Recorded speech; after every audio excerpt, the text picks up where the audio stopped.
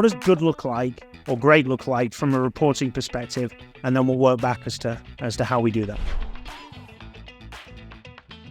I was struggling with the idea of how do we come together and build effective teams when we don't limit ourselves by hiring geographically.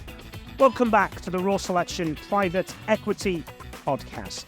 On the podcast today is Joe Gerber, a proven operator and operating partners working with private equity and PE-backed companies. We are going to deep dive today into data, how to find the right data modules, how to go from good to great on data, and the mistakes that both private equity firms and portfolio executives are making. And to couple with that, all about excellence with regards to data and his examples of projects that he's worked on that you can replicate too. Joe, if you can share with us a brief insight into you, please. Happy to. I've spent the first 12 years of my career in middle market investment banking, doing buy-side, sell-side work, mostly for equity groups. And then the 20 years since stepping into plateaued middle market companies, mostly engineering or science-based companies, and transforming them, accelerating growth, and helping them exit, and some for equity groups. And then finally doing a bunch of work as operating advisor for a number of equity groups on the specific portfolio companies they have. Perfect. What's one mistake that you see private equity firms or portfolio companies making, and what would you suggest to correct it? Well, in all my work with different equity groups, the common theme is typically that they hit the ground running either with the existing management team or they bring in a new management team, and they're often running with existing reporting. And when I'm brought in, I see that reporting is typically delayed or not sufficient for really accountability and catching issues early.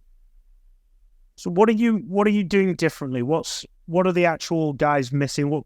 Let's start with this. What does good look like or great look like from a reporting perspective? And then we'll work back as to how we do that. Sure. So I'll give you an example. I stepped into a situation where there was a 20 location business service, medical service company, and they were looking to bring in a CFO. And when I looked at it, I said, look, your reporting from the time that you hit go is about 30 to 45 days. I said, that really needs to be real time. You really need to know where you are on a daily basis. And they said, well, how do you do that? And I said, well, if you create a database and then you pull SQL queries from all the different locations and pull the data in that you need. And then what you do is most companies can forecast not only on sort of a financial basis, but on a metric basis. And so many units out, so many units in, and so forth. And if you marry that on a daily basis by backing into it, it gives you really, really good insights as to what's happening on a daily, weekly, monthly basis. And it gives the management team at a high level comfort things are on track. And when things are not, they can dive in and find out where they're not on track, and they can pay attention much faster. Okay. So what are some of the metrics that you typically look at that go, this is typically missed? And equally, what are some of the metrics that are usually too lagging and need some kind of attention to bring to, if you want to call it real time or as close? Sure. So for instance, in medical service business that I was working with, it was MRIs. And MRIs, CAT scans, and ultrasounds. So if the centers could only process so many per day and each scan was effectively the same cost or price, you could then forecast what the center should be doing, but then back into what that looks like on a monthly, weekly, daily basis. And then so when the information was put into the system at each center, you could match on a daily basis whether it fit the metrics that you set. On a manufacturing basis, if you're manufacturing widgets, and even if 10 widgets or 100 widgets, it doesn't necessarily matter. You can forecast not only the dollars, but the units. And knowing the revenue per unit and estimated cost per unit, whether it's labor or materials, you can then back into metrics on a monthly, weekly, daily basis, where using, for instance, RFID, you sort of know where everything is. And in that sense, you can then marry actual versus projected. And if you roll that up to a dashboard and give the management team what they need at a high level, right? You don't need to feed them the details, but at a high level, is it on track or off track? If it's off track, then they can drill down. And it allows the management team to focus on what they're good at and what they're supposed to be focused on, which is growing and expanding the business. Okay, so giving them the data to be able to make educated decisions. What examples of data have you produced with businesses and you've gone in and worked on that have changed the direction around, actually, this is no longer our major constraint, we need to make some changes here? What kind of pivots have you seen because of having real-time data? Yeah, so this MRI center example I gave you is perfect, because when I came in, the equity group couldn't give me a P&L on each center. So I scratched my head. I thought that was really interesting, right? So the way the data was coming in was that all the centers were rolling in their data on a monthly basis, and the accountants were going together. So I created a model with an analyst to do exactly what I just explained. And what I learned, because it's a metric business, is that they were throwing people at problems. And this happens a lot in manufacturing, especially in aerospace, right? So when you look at a center and you say, okay, there's so many patients per day. How long does it take to onboard a patient? How long does it take to process a patient? And you time all that, and you realize that it really takes X number of people to process the customers per day. And why do you have, 2 times that or 3 times that, right? So you start asking questions. What we found in that situation is that we could eliminate a third of the headcount. And by doing so, we grew EBITDA by 30%. And the business continued to grow because everybody was then focused. In that situation, I was a bit creative, and I said, hey, we're in the service business, so let's force rank everybody by caring, how much they cared, instead of what their positions were, because they kept hiring people based on a resume, and a lot of those people weren't the right people for the front desk or for the back office. And so we restructured the people and ended up growing the heck out of it and selling it. So it was a great success. And for me, it was a really fun project, because data really does highlight what's working and what's not working. In other cases, you can see balance sheet items where there's pilferage, for instance, of aluminum or of medicines. Because if you know what your consumption is and you forecast your consumption, you can see very easily where you're off track, right? And you can do that effectively, and when you take the case of rapidly growing revenue, the danger of rapidly growing revenue is that cash has to be optimized, and you optimize cash by optimizing working capital, the currents of both assets and liabilities. And when you do that and you create a forecast and you're watching actual against forecast, what you can do is you can highlight now when you're off track in your optimization of your burn rate. And so if you're growing a bit faster than your working capital allows, you know it much sooner. Or if you're growing slower than your working capital might permit, the management can see, what can we do? Right? So that visibility has allowed me in the past to tune growth. To protect investors from bad hires for your portfolio company, I've collated into a brand new book some of the top tips and processes investors use to ensure they do not hire those bad hires into their portfolio companies. We are giving the book for free for the first 100 people that join the waiting list, so please check out the show notes and get your name down for a free copy. So I think most private equity firms would say that they are good with data. I think when you got into the detail of it, it may be questionable, and they'd obviously like more. If we focus around something actionable for somebody who's going, right, I'm listening to this, we're pretty good with data, Joe, we've got this handled. What's one thing that would take it from good to great that you see that most private equity firms either are doing, but they're not doing enough of, or they're not getting it timely? What if I was managing partner of Raw, private equity, terrible name again, like Raw Selection, but that was the case, right? And I was like, right, I'm going to look at my 5, 10, 15 portfolio companies, and I want to make one improvement on data that will help me drive decision-making. I think it's good. How do I make it great? It's going to be different for each business on the premise, but what one thing that you think, if they just took a look at this and just got it more timely, if they just got better data around it, this would make a huge difference? Now, that might be too much of a simplistic question, but do your best to answer that if you can, Joe. Yeah, the thing that comes to mind and that I've seen a number of times is that, the equity group makes a bet on the management team, on the CEO, right, the COO, and they're off and running. And in one respect, let's say they don't have the data, right? In another respect, they do. They don't necessarily need the detailed data. The management team needs some detailed data, but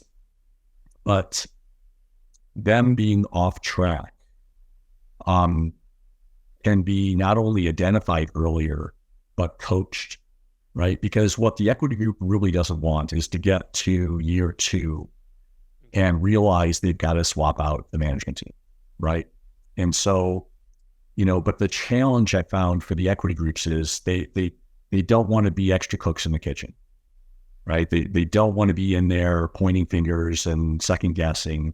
So how do you necessarily manage that? Well, to the extent that there's high level on track, off track reporting that comes out of the data that the management sees and the equity group has access to, then the management team has what they need to micro-correct, to optimize growth, to do all the things that they need to do. And then now the equity group can look at the management team as they proceed over the first year and say, are they getting it? Are they on track with what we expect from this management team, right? And so if it's not the case, then they're identifying that issue much earlier in the process where they made a bet. Let's say they made the wrong bet. They can make that change in year 1, right? Because they have a team instead of reporting quarterly, right? And what are we going to do better next time? And now they're into the second and the third quarter, and now, right? So now it's like, okay, how is the management team responding to off track, whatever that looks like? And I think it's a way for them to understand whether their CEO, and I've not only coached CEOs, I've been hired to hire CEOs, and I sort of group CEOs into sort of 3 buckets, right? The sales, they're a sales CEO, they're an engineering type CEO, or they're a financial type CEO. And each one has strengths, but each one has weaknesses, right? And if they play to their strengths, the sales CEO may be trying to grow the heck out of the company, but at the same time, what if they're not optimizing working capital, right? In one direction or another. That can be seen a lot sooner with a lot more data points. The engineering CEO, in what they're doing and what they're focused on through all the data, right? The equity group can drill down if they need to, but at the same time, it's a tool for each one of these CEOs to have better information about what they're not as familiar with. Makes sense. So if you're going into a business, let's say you referenced a widget manufacturing company, which is just classic for simplicity, and I like it. What What would you do if you went into that said manufacturing company? It's private equity backed. They've got some data already, obviously, because it's P backed. What are the places you go looking in the most part for the data that gives you the information, as opposed to gives you the information that tells you where to go next, where to drill deeper? What are the cornerstones of data that you look for to drive decision making on where you go next? Because I'm sure you could get data on hundreds of different touch points. Where do you start? Yeah, so today I think I start with the system. So meaning that regardless of what accounting system the company is using, and it depends on how many locations, right? Because you start having multiple locations, and that's typically it presents a difficulty for the management team. And so how do you pull together at a high level the financial information, and then now begin to forecast in a much more detailed way the components of first working capital? So on a top down, you're forecasting the P&L, right? But the components of cost of goods has to come out of the balance sheet. And that's all about where things are, either in supply chain or in inventory or in process. And today with RFID, that's easy. And so as a CEO of a multi-location manufacturing situation, you now are able to, on a daily basis, know where everything is. And with barcode, you know how many hours are into each one of your parts as there's a buildup.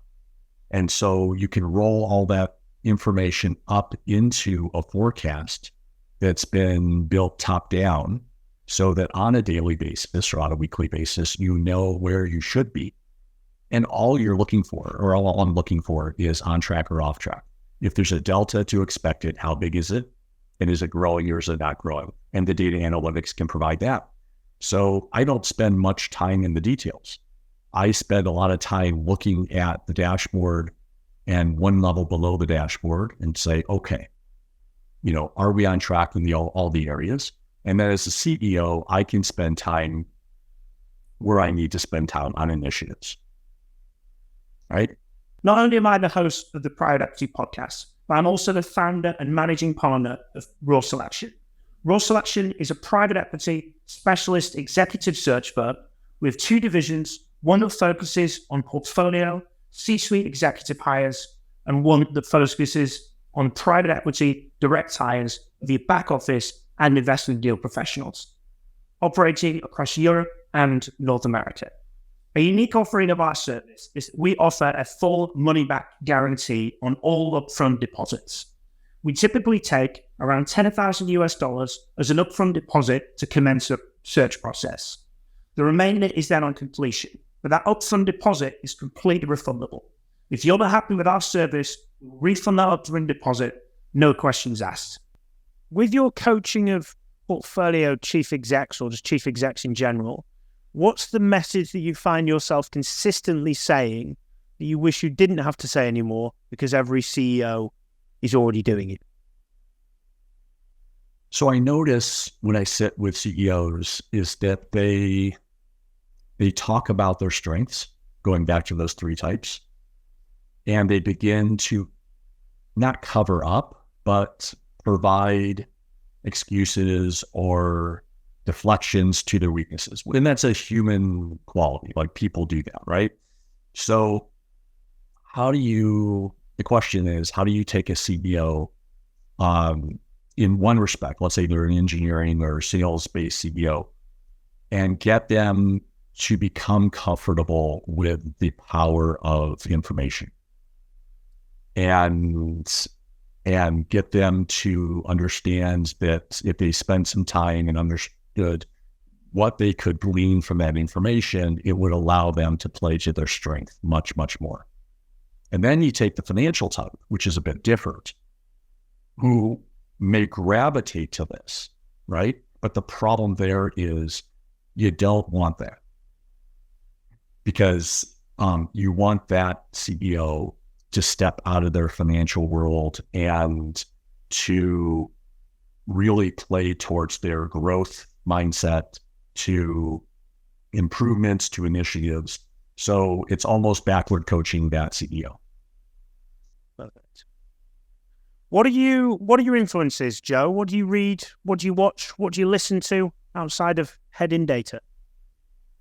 Yeah, so I read a lot of different things. The most recent thing I read, and it came as a recommendation from somebody, The Art of Gathering. And it was by Parker.